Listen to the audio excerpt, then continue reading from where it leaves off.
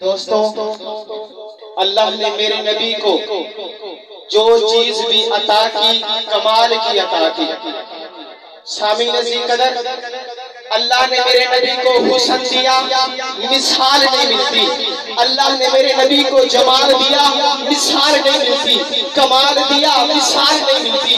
اللہ نے میرے محبوب کو چہرہ دیا، مثال نہیں ملتی۔ زلفیں دی، مثال نہیں ملتی۔ میرے نبی کو ہاتھ دیے، مثال نہیں ملتی۔ چہرہ دیا، مثال نہیں ملتی۔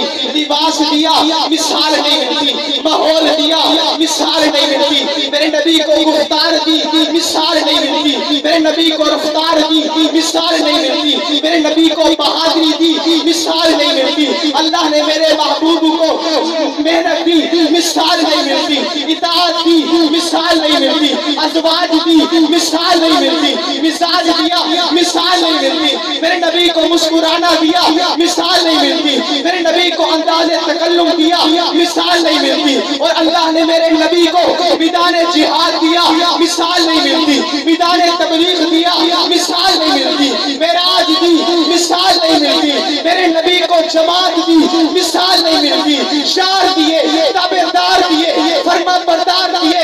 دوستو، آپ کو استاد مل جائیں گے، اس کے شاگرد مل جائیں گے، تابعدار مل جائیں گے، لیکن اللہ نے جو میرے نبی کو جماعت دی، تابعدار دیے، فرما بردار دیے، نبی پہ تن من دھن قربان کرنے والے شعر دیے، زمانہ مثال لانے سے قاصر ہے، اور ان سب میں جو شعر دیا وہ بھی کمال کرے۔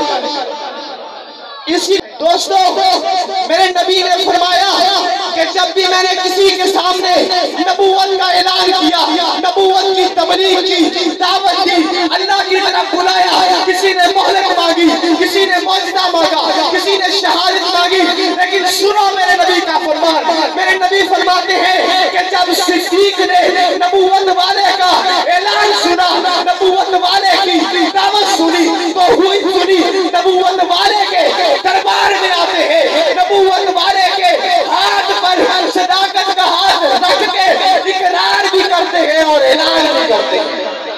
اسی لیے تو سنی تڑپ کے کہتا ہے، اپنے محبوب کو جھولی میں سنانے والے صدیق کا دیوانہ ضرور بولے گا۔